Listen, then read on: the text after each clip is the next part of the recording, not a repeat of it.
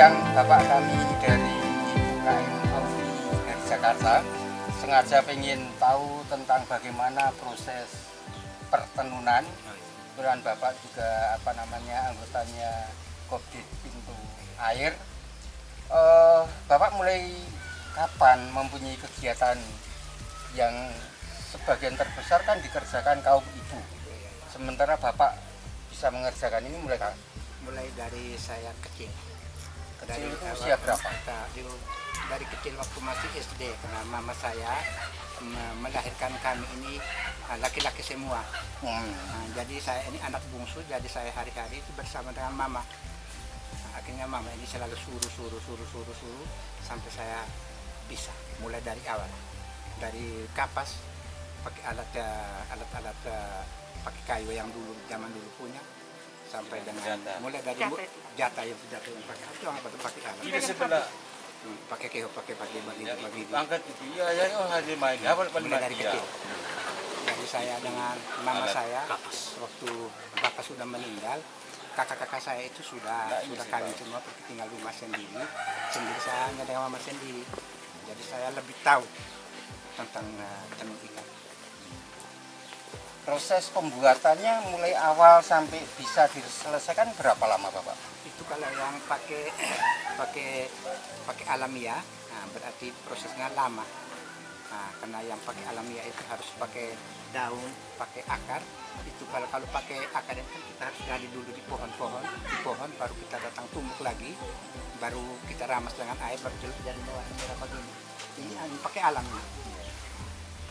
Pak, kalau di Toraja itu kan ada warna-warna yang mesti harus pakai upacara mencarinya.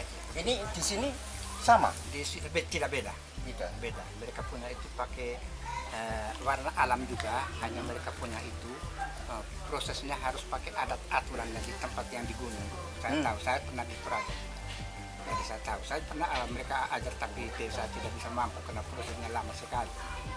Karena itu biar mahal, tapi kita uang waktu. Jadi saya bilang yang seperti ibu-ibu, bapak-bapak mereka pun saya mungkin lebih tahu daripada kamu. Karena saya proses mulai dari awal sampai dengan selanjutnya saya tahu. Hanya proses bapak mereka, mama mereka punya terlalu lama. Baru mereka punya kan benang biasa, tidak pakai benang begini. Kalau ini jenis benang apa? Nah, ini benang dari toko. Orang bilang saya ada 2 urat. Pak, kalau pewarnaan ini ada berapa jenis pohonan, tumbuhan yang bisa menjadi warna-warna indah ini Pak? Iya, ada. Berapa jenis Ada. tumbuhan? Kalau yang di pohon yang kita harus pakai gali, pakai yang warna hitam itu ada di sekitar dekat juga, ada di belakang rumah juga ada. Ini juga pakai akar juga ada di belakang rumah, di kebun juga banyak. Boleh disebutkan jenis pohon-pohon akarnya? Boleh. Ini orang bilang bukebur. Ini orang bilang daun menila. Kalau warna hitam. Itu ada di dekat belakang juga ada. Saya sementara tanam ikan musim hujan. Pak, ini kan istilahnya budaya tradisional ya, produk tradisional. Akan Bapak wariskan ke putra putri, ke cucu apa enggak Pak? Kalau Bapak kan warisan ini masih diwariskan lagi enggak Pak? Masih, kan ada saya punya anak perempuan juga, mereka pintar kerja dengan laki-laki ini dengan ini. Saya punya anak hanya 3. Laki-laki yang tinggal di sini, yang perempuan 2 orang, satu di nikah, satu tinggal di Sorong. Tapi mereka tahu kerja juga. Kan mereka besar di saya, baru mereka kawin. Iya. Bapak dari katakanlah ini penghasilan gitu ya. Bisa nggak untuk mencukupin penghasilan ini dari tenun itu untuk menyekolahkan putra putri Pak? Saya mulai dari dulu saya hidup ini dengan ini untuk hidup anak sekolah, yang satu yang di Sorong ini kan guru. Itu juga semua saya terus dari ini. Semua dari urusan keluarga, semula dari anak-anak kecil sebelum saya kawin sama mama tua ini juga saya proses hidup itu dengan ini. Tidak ada yang lain, saya tidak bisa kerja yang lain, tidak bisa kerja kebun. Tidak bisa kerja kebun? Iya. Padahal kebunnya luas? Iya, di kampung sana. Di kampung mana namanya? Di Kecamatan Kepa Pantai, di Kampung B. Terus yang mengerjakan di sana siapa? Ada kakak perempuan. Malah perempuan yang suruh ngerjain? Iya, karena dia ini kan piara orang tua. Dia kawin tapi dia yang tangani, kami punya orang tua. Jadi itu saudara siapa namanya supaya nanti siapa tahu kalau Maria Filipina. Maria Filipina. Iya. Memang lahir di Filipina. Karena dulu bapak saya itu teman dengan orang Filipina. Jadi orang Filipina yang kasih nama. Bapak, ini tadi kami boleh diceritakan tentang bagaimana membelah, bagaimana menyelesaikan ini, boleh diceritakan Pak? Bisa mau buat selendang atau? Iya. Nah, selendang atau apa kami belum tahu nih. Oh iya, kalau yang jadi seperti itu, yang jadi selendang yang panjang itu nanti dia jadi selesai hari ini kan dia masih naik ke atas atau putar ke sini. Iya. Sampai selesainya di sini, nanti selesainya kan di sini. Jadi di sini berarti sudah selesai, kita buka alatnya. Nah, alat ini alat ini tarik pertama kali ini yang kata ini orang bilang tubon. Nah, itu untuk meluruskan kain ini. Nah, kalau ini orang bilang ekur hawen, ini orang bilang bolen. Nah, ini orang bilang abba, ini ekur hawen. Ini orang bilang legun, ini orang bilang niku, ini orang bilang aigemer, ini orang bilang pine. Ini orang bilang tuan besar yang bunyi, ini tuan besar. Tuan ini orang bilang pati. Iya. Untuk mengakhiri. Iya. Jadi ada yang rewel, ada yang marah. Iya. Ini kan dia marah. Kita kan bunuh mereka toh. Iya. Jadi dia marah. Satu mereka yang masih jauh-jauh. Terus kalau ini bisa menjadi berapa bagian kalau dibagi? Bagi ini 1, 2, 3, 4, 5, 6 jadi 12 lembar. 12 lembar, lakunya akan menjadi? Kalau kami jual umpama 100. Berarti 1.200.000. 1.200.000. Modalnya? Modalnya kira-kira dengan tenaga tenun saya, kalau saya sendiri tenun. Biasanya kalau saya sewa, biasanya di sini biasa 150. Jadi dengan obatnya ini kan saya kasih pewarna ini satu kali saya bikin tuh jadi 7 lembar. Jadi 7 lembar saya lapis semua. Bukan jadi 7 lembar. Jadi prosesnya itu yang mahal ini yang dari obatnya. Dari suatu kegiatan ini masih bisa ditabung untuk pintu air, masih bisa untuk apa namanya, untuk kehidupan gitu ya. Bapak, kalau setelah ini selesai dijualnya ada pengepul atau Bapak jual sendiri, ada pemesan? Saya biasanya kalau orang pesan tapi mahal, tapi prosesnya lama. Mereka hanya bilang ini, mereka panjangnya 100 ke 200, mereka bilang bulan depan, tahu bulan depan tidak, bulan kedua lagi, bulan ketiga lagi. Tapi kalau kita buru biasa jual 500, 600 kita buru, mau beli makan minum biar hidup. Iya. Jadi karena ini kan semua bahan ini kan kita pakai beli semua. Harus ada perputaran ya. Iya. Kalau seperti itu dalam 1 bulan menghasilkan berapa lembar, hitungan kalau sudah dirinci tadi Pak? Atau yang lembaran besar? Lembaran besar begini. Dan kalau 1 bulan kalau saya tidak sibuk kemana-mana, saya bisa jadi 11 lembar, 10 lembar kalau saya tidak sibuk. Itu kalau tidak sibuk ya. Iya, tidak sibuk. Kesibukan yang membuat tidak berproduksi apa? Kesibukan itu biasanya kalau kita tinggal di daerah sini biasa orang meninggal kita harus pergi. Rukun lah, rukun. Iya, Kesibukan rukun. Karena ya. saya ini biasanya dengan keluarga saya selalu rukun. Biar dengan tetangga saya selalu rukun. Tapi kan bukan kesibukan karena kegiatan yang untuk menghasilkan rezeki kan? Iya. Itu hanya untuk rukun kan? Tapi kalau adat kami di sini, kalau ada orang meninggal, orang pesta, orang datang ke kita bawa harus dengan kain ini. Adat. Oh, harus dibawa dengan kainnya? Kain, iya. Kalau ada yang dekat sekali sama kita, keluarga begitu, harus bawa dengan kambing atau babi, beras, kopi, gula. Maka itu ekonomi kami ini susah untuk menikah. Karena kita kalau rukun keluarga dengan ini juga harus rukun. Iya. Kalau rukun menjadi orang kaya bagaimana caranya Pak? Itu kita harus lepas dari semua keluarga. Oh. Betul. Itu rukun menjadi orang kaya ya? Iya. Kita harus hemat. Orang ada kesulitan ini kita jangan bantu. Orang ada meninggal kita jangan pergi. Berarti kita cepat kaya. Tapi itu yang ditinggalkan? Kayaknya sama saja kalau tidak bisa tinggal. Bapak, sebenarnya proses seperti ini dengan bertani misalnya ya, atau menggarap lahan yang Iya, Bapak iya. tadi punya, lebih menguntungkan mana Pak? Kalau menurut saya, kalau orang lain saya tidak bisa bahasanya. Kalau menurut saya lebih ini yang lebih menguntungkan. Karena mulai dari kecil saya kalau misalnya anaknya belum ada, saya hidup dengan kain misalnya. Faktor itu ya? Iya, iya.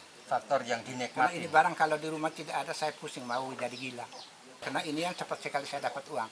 Oh iya iya. Biar saya pergi gade saja atau pergi jual murah saja, yang sudah bekas begini saya bisa dapat uang, dipercepat. Kalau yang anggaplah yang paling murah karena kebutuhan mendesak gitu, Iya. itu dijual berapa Pak? Itu biar 200, 150 kita jual. Karena kan beras tidak ada, Iya, iya. kopi gula sudah tidak ada, terpaksa. Ini biar kalau sudah bekas bagian 50 kami jual. Itu bisa dapat beras 5 kilo. Kalau 4 orang bisa 5 hari kita makan. 5 hari belum menghasilkan lagi loh Pak. Harus cepat bikin dong. Iya, iya. Saya biasanya malam juga jarang saya tidur, tapi sedikit saya tidur. Saya bangun ikat atau ada yang susun-susun begini supaya saya harus bangun. Bapak kecuali untuk keluarga yang untuk melanjutkan ini, Bapak mempengaruhi lingkungan, warga lingkungan untuk begini enggak Pak?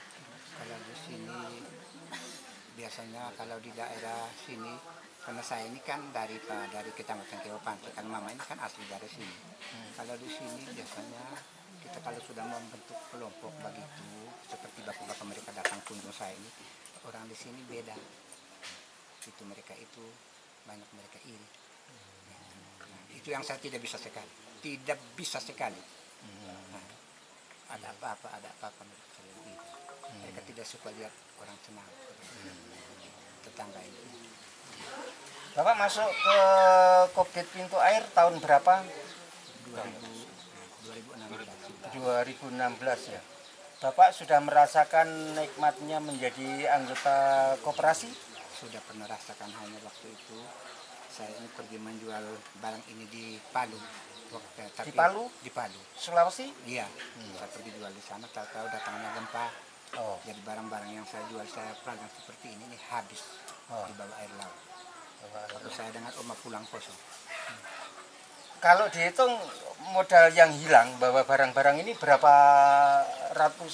puluh juta mungkin? Banyak sekali, saya hampir 200 juta. Hampir Dengan 200 hampir juta. 200 juta. Yang hilang itu? Yang hilang di bawah air. Karena kami lari dari sana, lari jalan kaki dari Palu sampai di Poso, kami jalan kaki. 5 hari 5 malam saya dengan itu. 5 hari 5 malam. Jalan kaki. Jadi saya kasih tinggalnya karena kita gempa besar, air laut naik. Pak, dari pengalaman itu, Bapak mempunyai motivasi apa lagi masih kembali seperti ini? Iya, karena saya nekat. Karena nekat. Karena saya mau kerja yang lain, saya tidak bisa kerja. Mau kerja kebun di sini juga ada kebun, tapi saya tidak bisa kerja kebun. Nah, untuk mendapatkan anggaplah modal kembali yang 200 juta hilang itu bagaimana? Itu karena di sana kan waktu itu kan saya dengan ada teman saya di perusahaan di tempat pemotongan ayam. Waktu itu dia kan saya selalu kerja kain ini, tapi saya biasa membantu dia di tempat usahanya. Jadi waktu itu kami sudah lari sampai di Poso, dia telepon, opa sudah meninggal. Pas saya bilang kalau saya meninggal tidak mungkin saya jawab seperti ini. Opa masih hidup tapi opa ada di Poso ini. Dia bilang opa bisa kembali ke Palu, saya bilang mungkin tidak bisa. Mungkin kami langsung ke Tentena, Pelopo Makassar, kami langsung ke Mamere. Jadi dia hanya waktu saya sudah tiba di sini baru dia kirim ke saya uang 2 juta. Lalu itu kan tahun 2016 ya? 2016. 2016. Kembali dari nol istilahnya. Dari segala-galanya, pakaian di badan. Pakaian di badan. Kami di Makassar baru ada orang di Hotel Agus itu. Ada bos yang di Hotel Agus, dia bantu kami kain satu dos. Waktu itu kan ada korban orang Makassar juga banyak di sana, jadi mereka kasih kami pakaian satu dos, kami buka di dalamnya ada pakaian bayi, jadi saya buang. Pakai apa?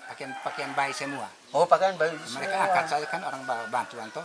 Karena tidak tahu ya. Tidak tahu mereka angkat, tapi saya bongkar di dosnya pakaian bayi semua, jadi saya buang di air laut. Iya. Nah, itu kan artinya gini, setelah modal sudah habis gitu. sebagai anggota pintu air gitu, Bapak mendapatkan dukungan modal berapa banyak, Pak? Waktu itu ada 6 juta lebih. Waktu saya tidak bisa berbuat apa langsung juga biasa, tapi biasanya saya kirim, tapi anak-anak juga namanya mereka susah dan mereka tinggal susah, jadi biasanya di pintu air sebenarnya saya tidak pernah ingin melihat, hanya saya kirim tapi pakai uang. Maka itu saya tunggak sampai sekarang. Pernah tidak misalnya bayar di pintu air dengan hasil produk begini yang menjualkan teman-teman di pintu air, pernah nggak? Pernah. Oh, pernah juga. Ternyata pintu air orang baik hati ya? Iya. Yang tidak baik ini mungkin ini yang tidak ini yang lebih baik. Dia selalu kunjung saya. Iya. Terbalik ya Bapak ya? Iya. Bapak, begini, ketika sekarang sudah menjadi anggota Kodim Pintu Air, apa sih yang Bapak harapkan untuk mengembangkan produk-produk Bapak, usaha Bapak itu apa sih? Saya punya harapan itu dana, karena biar jangan terlalu banyak. Kalau banyak juga nanti saya datang anak-anak juga minta bilang mau ini lebih baik bantu, tapi jangan banyak. Saya mau buat usaha lagi. Saya usahanya ini saja. Jadi kalau dibantu banyak malah juga nggak mau? Bukan tidak mau, tapi kasihnya pelan-pelan. Kasihnya pelan-pelan. Nah, di sini kalau sudah ada di rumah ini, anak-anak juga ada mau-mau. Yang saya selalu marah mereka. Kamu yang bikin bangkrut Bapak. Oh, ya, jangan boleh bikin bangkrut ya, bikin kaya mestinya ya. Iya sebenarnya. Ya tadi menarik ya, Bapak sudah menjelaskan banyak hal tentang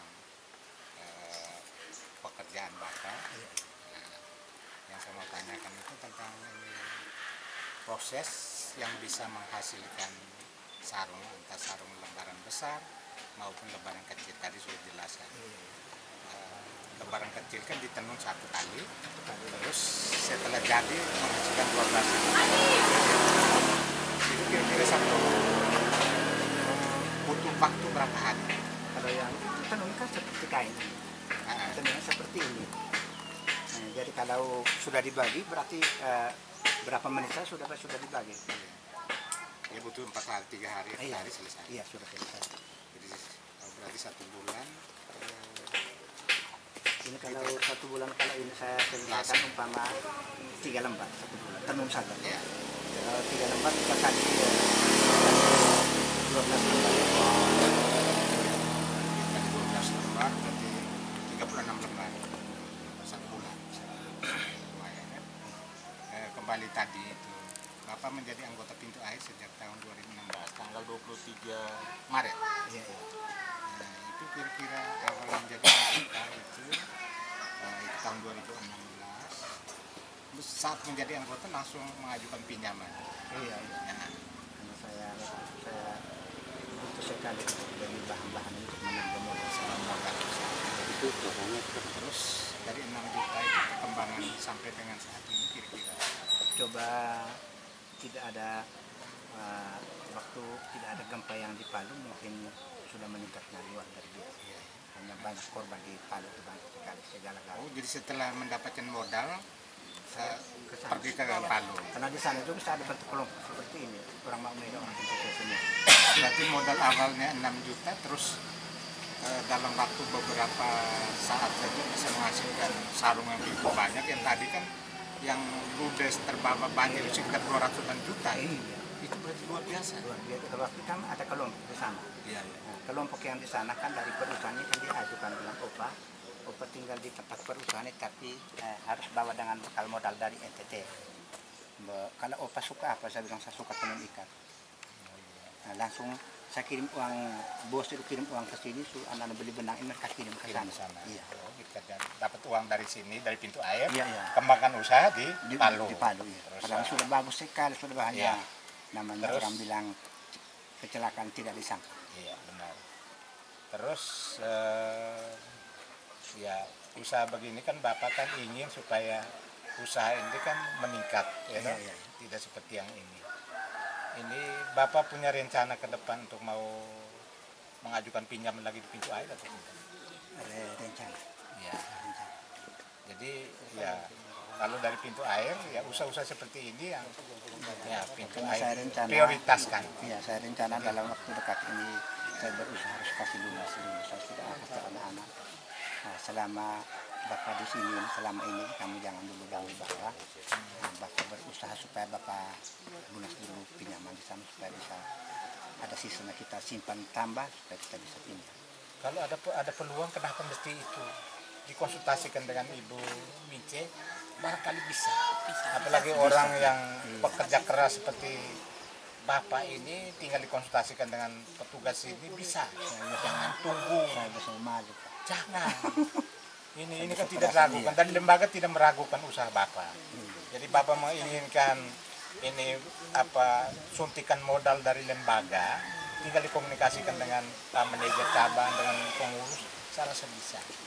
Tidak usah malu-malu, karena ini kan jelas. Ada beberapa orang yang dari seperti di CU mereka pernah datang sini 5-6 orang datang bilang Mas Bin, bilang saya sudah di pintu air. Saya tidak mau satu hari 5 orang datang pagi. Ya. Saya maunya 1 orang datang Satu saja. Iya. Maka saya tidak mau. Saya tidak ada di sini, tidak ada utang kiri kanan, tidak mau. Saya pikir tenaga saya sendiri. Jadi saya bilang saya salah benar rugi untuk saya dengan pintu air. Ya. Biar saya lambat juga pintu air masih bersabar. Ya. Nah, dari pintu air. Dan ini tidak usah menunggu, karena itu kan musibah. Iya, iya. Yang kemarin lembaga juga paham, mengerti tentang musibah yang terjadi yang dialami oleh Bapak. Iya. Jadi sekarang untuk mau pengembangan usaha lebih banyak lagi, kesulitan modal, tinggal konsultasi dengan pengurus cabang, dengan manajer, bisa. Iya, ini juga Tidak usah malu-malu. ini Masa juga orang saya pekerja-kerja ada malu-malu. baru 2-3 hari ini, baru bulan lalu saya sudah bentuk kelompok di sini ada 6 orang. Oh iya. Nah, tapi ada orang biskuit dari telinga saya bilang kalau mau bentuk kelompok itu harus lebih dari 10. Saya bilang saya lebih mengerti, tapi ini barang saya harus pelan-pelan. Orang bilang pelan-pelan, tapi pasti. Saya tidak mau buru-buru, tidak mau supaya saya bisa dapat uang cari orang ini datang, yang baru datang tidak ada apa-apa. Karena saya tidak suka. Justru lembaga sangat membutuhkan ini. Jadi kelompok dibentuk, nanti kita datang damping, ya toh. Damping itu diberikan suntikan modal supaya mereka berkembang sesuai dengan apa yang mereka mau. Ya.